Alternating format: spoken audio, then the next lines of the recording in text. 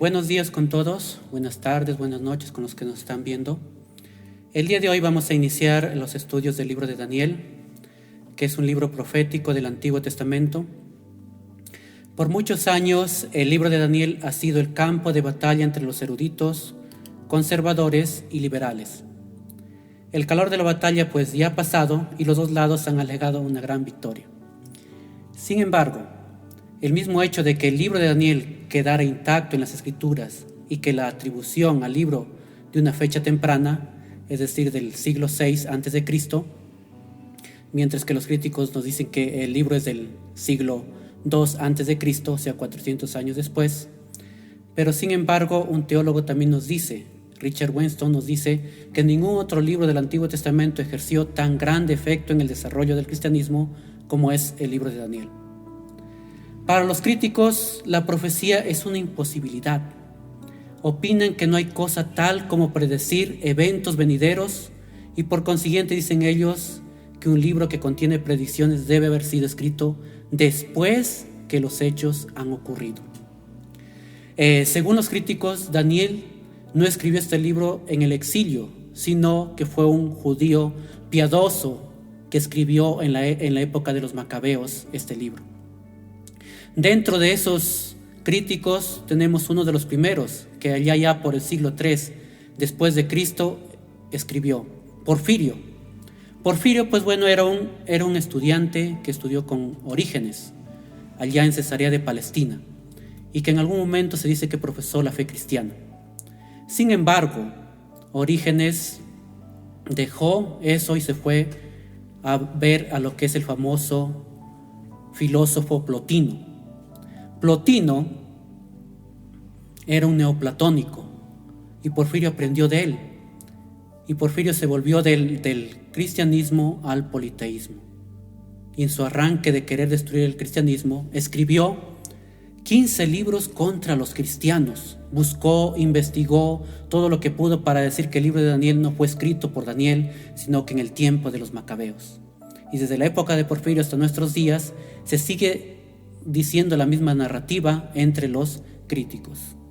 Pero dentro de eso también tenemos algunas pruebas que nos demuestran que el libro de Daniel es un libro real, un libro escrito justamente en el siglo VI a.C. y en la época del exilio. Dentro de los testimonios tenemos a sus contemporáneos. Uno de los contemporáneos de Daniel fue Ezequiel. Ezequiel nos dice en Ezequiel 14:12, en adelante dice lo siguiente: Vino a mí palabra de Jehová diciendo: Hijo de hombre, cuando la tierra pecare contra mí rebelándose perfidamente, y extendiere yo mi mano sobre ella, y le quebrantare el sustento del pan, y enviare en ella hambre, y cortare de ella hombres y bestias, si estuviese en medio de ella estos tres varones, Noé, Daniel y Job, ellos por su justicia librarían únicamente sus propias vidas, dice Jehová el Señor. Ahí nos dice Ezequiel que Daniel era tan real como Noé y Job. Pero no solamente eso, en Ezequiel 28:3 también nos atestigua, dice aquí: He aquí tú eres más sabio que Daniel, no hay secreto que te sea oculto.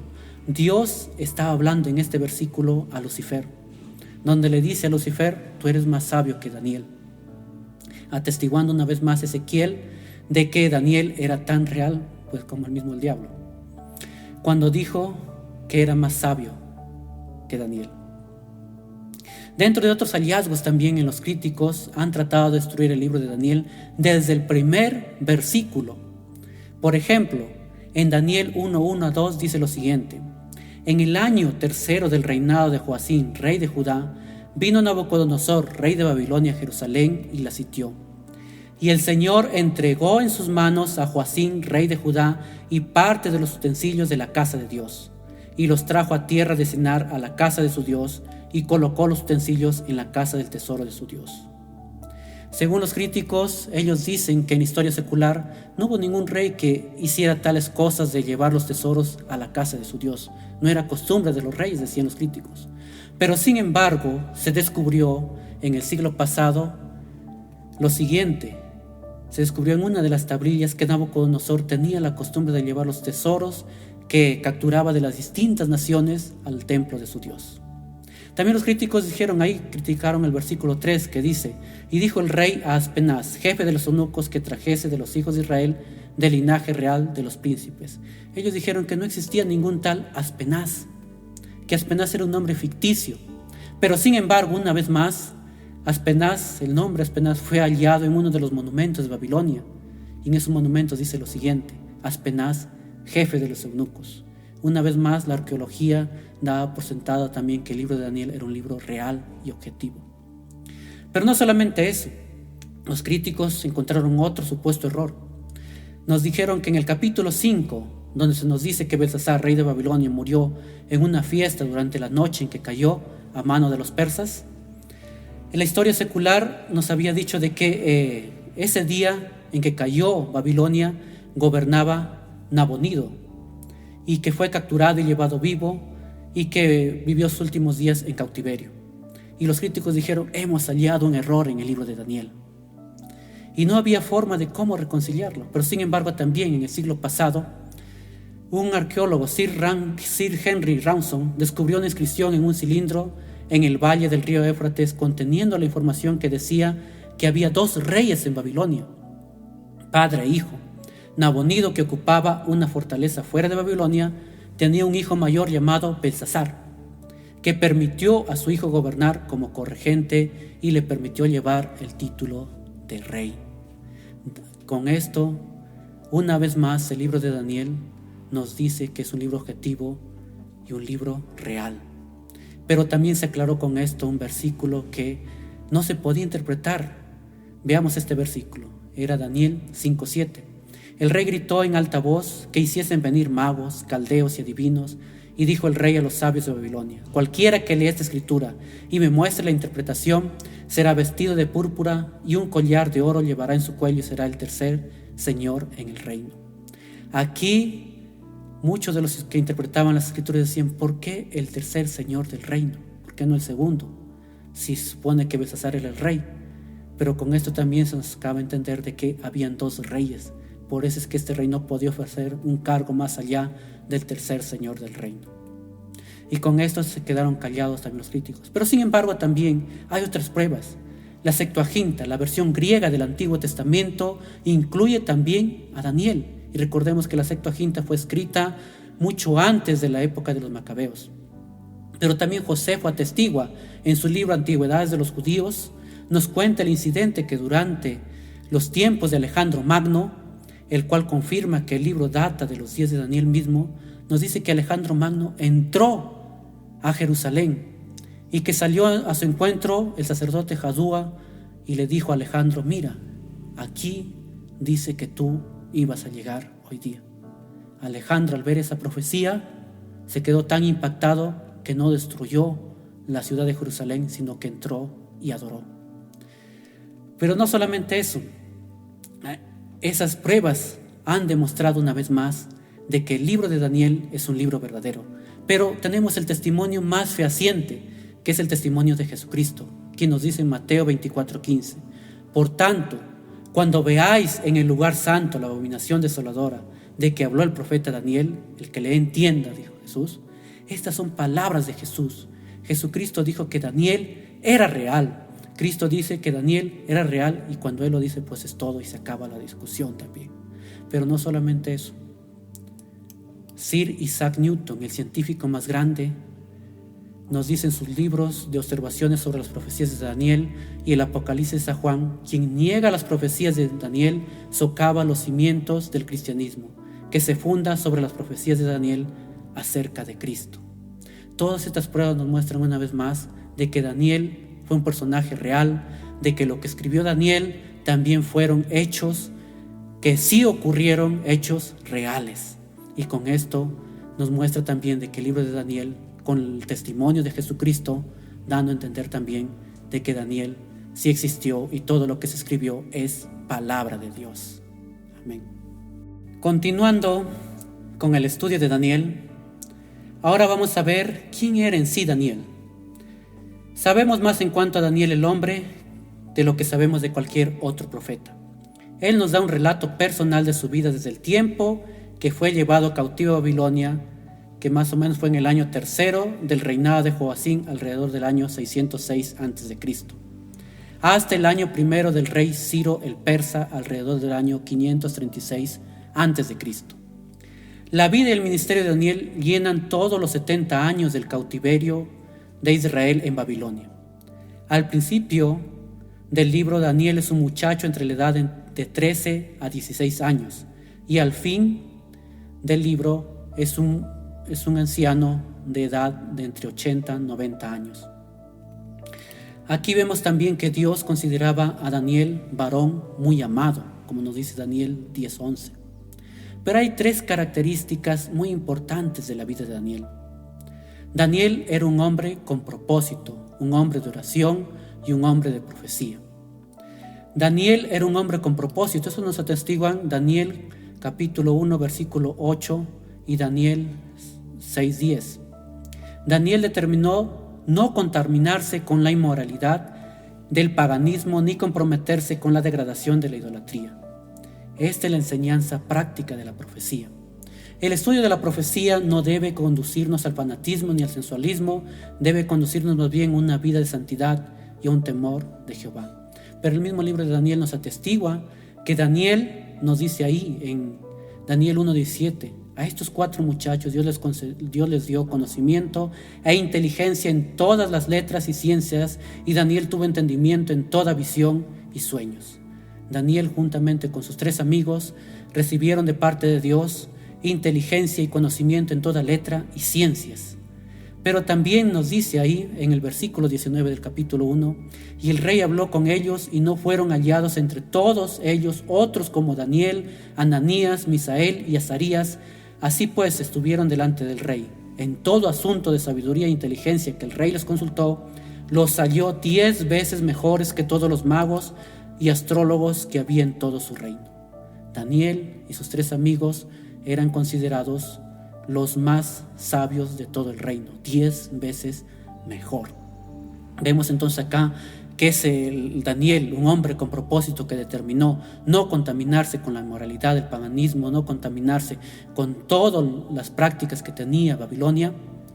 Dios le concedió sabiduría, conocimiento en toda ciencia, en toda letra, y no solamente eso, sino también entendimiento en toda visión y sueños. Pero no solamente eso, Daniel era un hombre de oración. Toda la vida de Daniel y toda decisión que hizo en una corte pagana fue facilitada gracias a la oración. Uno no debe ocuparse en un estudio de profecía para satisfacer la curiosidad, ni ha de ser molienda para la argumentación polémica. En lugar de eso debe de inspirarnos a vivir espiritual y el estudio atento a la palabra de Dios. Daniel era un hombre de oración y gracias a esa oración es que Dios pudo también revelarse a Daniel. Pero no solamente eso, Daniel era un hombre de profecía. La mayor parte de su libro tiene que ver con temas proféticos. Nuestro Señor lo llamó el profeta Daniel. Daniel nos da un esqueleto de la profecía sobre la cual descansa toda la profecía. Sin la profecía de Daniel no se podría interpretar lo que es el libro de Apocalipsis, ni incluso algunos otros libros de profecía. Entendiendo primero esto, que ninguna profecía de la Escritura es de interpretación privada, nos decía el apóstol Pedro. Ahí dentro de la profecía de Daniel tenemos la imagen del sueño de Nabucodonosor en el capítulo 2. Las bestias del capítulo 7 constituyen el espinazo de la profecía. Ahí vamos a ver cómo la profecía de Daniel nos ve en todos los tiempos de los gentiles, desde la época de Nabucodonosor hasta nuestros días. También están las 70 semanas en el capítulo 9 de Daniel, que son las costillas que se ponen en su lugar y formando todo el esqueleto. Estas profecías nos narran desde el inicio del tiempo de los gentiles hasta el fin del tiempo de los gentiles y con la semana 70 hasta la venida del Cristo y Señor nuestro. El estudio de la profecía no debe de conducir a especulación vana ni a teorías alocadas. Al contrario, produce una vida práctica, útil, plena y con propósito. La profecía y la curiosidad del hombre por querer saber qué va a suceder el día de mañana no debe llevarnos a ninguna especulación, porque el libro de Daniel es un libro que nos muestra ahí la profecía con mucho detalle más que otros libros. Pero recordemos también este versículo. Toda la Escritura es inspirada por Dios y útil para enseñar, para redarguir, para corregir, para instruir en justicia, a fin de que el hombre sea perfecto, enteramente preparado para toda buena obra. Ese es Daniel. Entonces aquí, veamos en esta parte, Daniel era un hombre con propósito, un hombre de oración y un hombre de profecía. Y gracias a esto es que Dios también le reveló los principios de la profecía hasta el fin del mundo. Vamos a ver otra parte también, que es la fecha. En cuanto a la fecha, podemos decir que indicamos también que Daniel data de los días del reinado de Nabucodonosor, que fue alrededor del año 606 a.C. hasta el primer año de Ciro el persa, alrededor del año 536 a.C. y que Daniel vivió en los días de 4 reyes, en los días del rey Nabucodonosor, en los días de su nieto Belsasar, en los días del rey Darío el Medo y en sus días del Ciro el persa. Daniel vio cómo los imperios subían y cómo caían, de acuerdo como Dios también lo había revelado. Pero dentro de eso también tenemos lo que es el tema del libro. Dentro del tema del libro, el tema del libro es algo muy importante. El tema del libro nos habla acerca de la soberanía universal de Dios. La soberanía universal de Dios y que Dios está en control de todos. Ahí nos dice, por ejemplo, en Daniel 2:28, que hay un Dios en los cielos. Cuando Daniel revela el sueño a Nabucodonosor, le dice, hay un Dios en los cielos que puede revelar todos los secretos. Pero también el libro de Daniel nos da una noción elevada y muy alta de la soberanía de Dios. Él nos dice, por ejemplo, en Daniel 4:25, ahí dice, cuando Nabucodonosor se convirtió en hombre bestia o en un hombre lobo, en Daniel 4:25 nos dice que te echarán entre los hombres y con las bestias del campo será tu morada y con hierba del campo te apacentarán como a los bueyes y con el rocío del cielo serás bañado. Y 7 tiempos pasarán sobre ti hasta que conozcas que el Altísimo tiene dominio en el reino de los hombres y que lo da a quien Él quiere. Daniel nos muestra aquí de que Dios es un Dios soberano, un Dios que quita y pone reyes, un Dios que bendice a quien Él quiere y que levanta al más bajo de los hombres si Él está en su deseo de hacerlo rey. Y Él levantó al más bajo de los hombres, a un Nabucodonosor, para hacerlo rey. Nabucodonosor nos dice ahí que él decía que él había conquistado, que él había tomado reinos, pero sin embargo cuando leemos Daniel 1 y 2 nos dice que fue Dios quien le permitió, quien le dio todo ese dominio, ese poder sobre los otros reyes. Con esto queda demostrado una vez más que no importa el rey, no importa el gobernante que esté gobernándonos, porque es de acuerdo a lo que Dios ha permitido y de acuerdo a su voluntad que Él mantiene su soberanía y está todo en control. Muchas veces en este caos en el que estamos nos preguntamos cómo es posible que Dios pueda hacer eso, pero sin embargo Dios en su infinita sabiduría, en su infinita omnisciencia, Él sabe lo que hace y sabe lo que es mejor para el hombre. Amén. Muy bien, continuando con el libro de Daniel, ahora vamos a ver qué mensaje nos da el libro de Daniel. Daniel es el profeta de los tiempos de los gentiles, como nos dice Lucas 21:24. Y caerán a filo de espada y serán llevados cautivos a todas las naciones, y Jerusalén será hollada por los gentiles hasta que los tiempos de los gentiles se cumplan. Daniel es el profeta de los tiempos de los gentiles. Las porciones mayores de sus profecías fueron directamente enfocadas a las naciones gentiles. La excepción notable es Daniel 9, que concierne a las 70 semanas, pero aquí el énfasis es sobre el intervalo después de cortar el Mesías entre las semanas 69 y 70. Es durante ese periodo que la ciudad y el santuario son destruidos y los tiempos de los gentiles es identificado como el tiempo cuando Jerusalén será hollada por los gentiles. Evidentemente, los magos del oriente, los reyes magos que vinieron a visitar a Jesús cuando Él nació, conocían perfectamente la profecía de Daniel.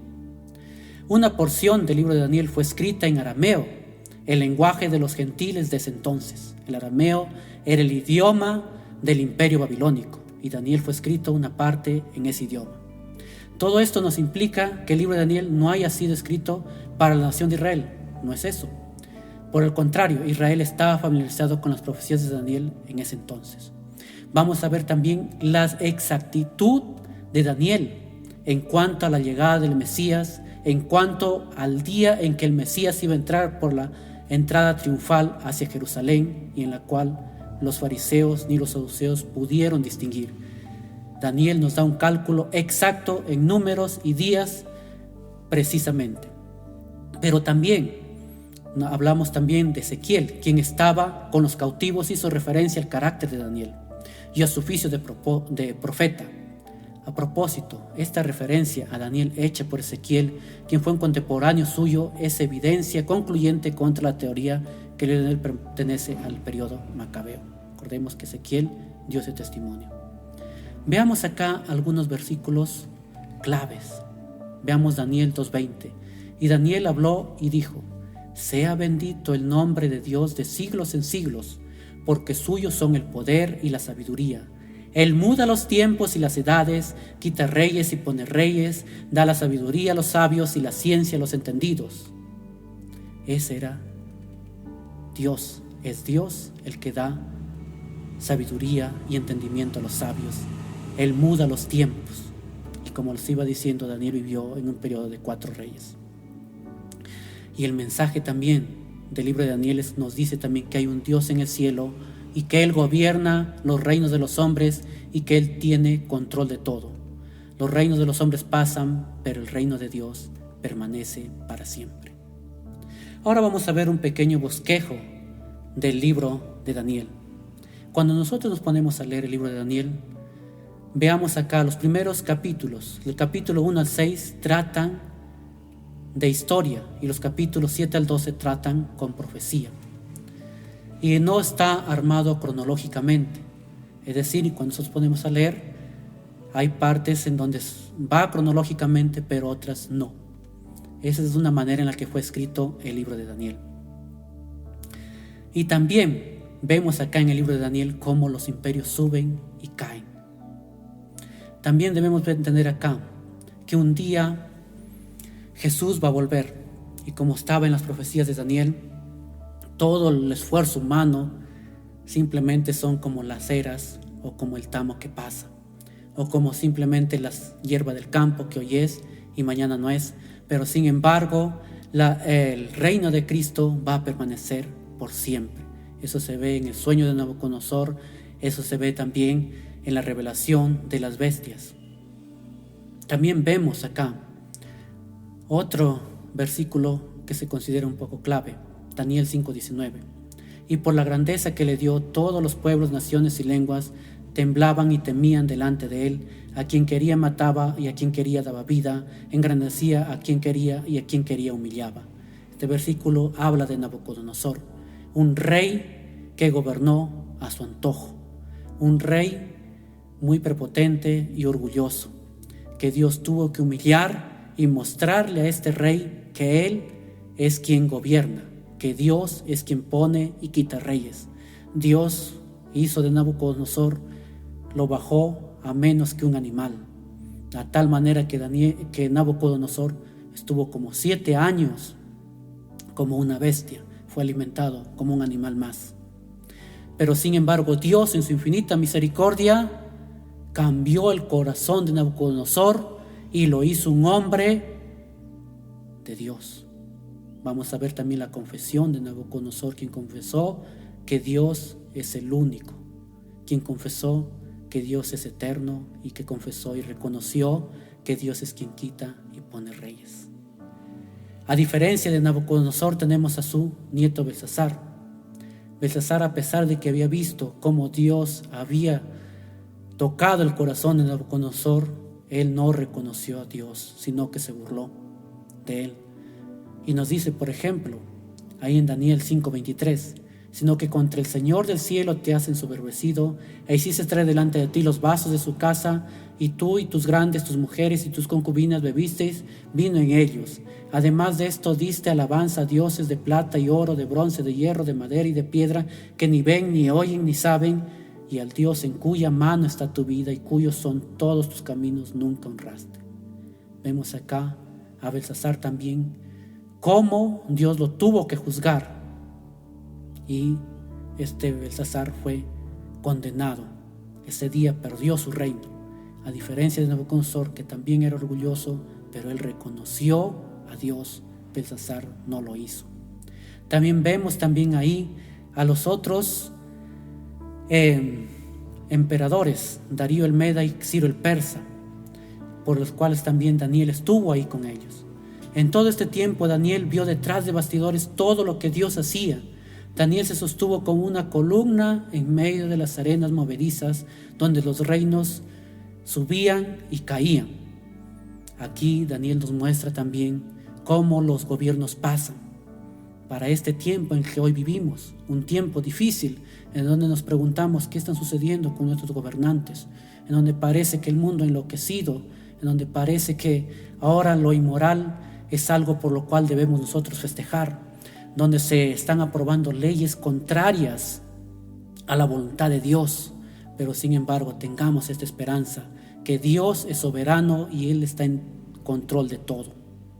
Él gobierna desde los altos, Él sigue viendo todo lo que el hombre hace, y Él a su debido tiempo traerá juicio a la tierra, a cada nación, y pedirá cuentas a cada gobernante, a cada rey de toda la tierra. Él juzgará a todas las naciones e incluso lo oculto que hicieron, y ese día conoceremos realmente todo el poder de Dios. Descansemos, nuestra paz esté en Él, de que Él es un Dios todopoderoso. Con esto estamos terminando también lo que es la introducción al libro de Daniel. Espero que este libro nos lleve a poder ver la misericordia de Dios en medio del juicio. Nos lleve a poder ver también la incredulidad del hombre. Nos lleve a poder ver también la vanidad del hombre, de cómo todos sus esfuerzos son en vano, que no pueden resistir el tiempo.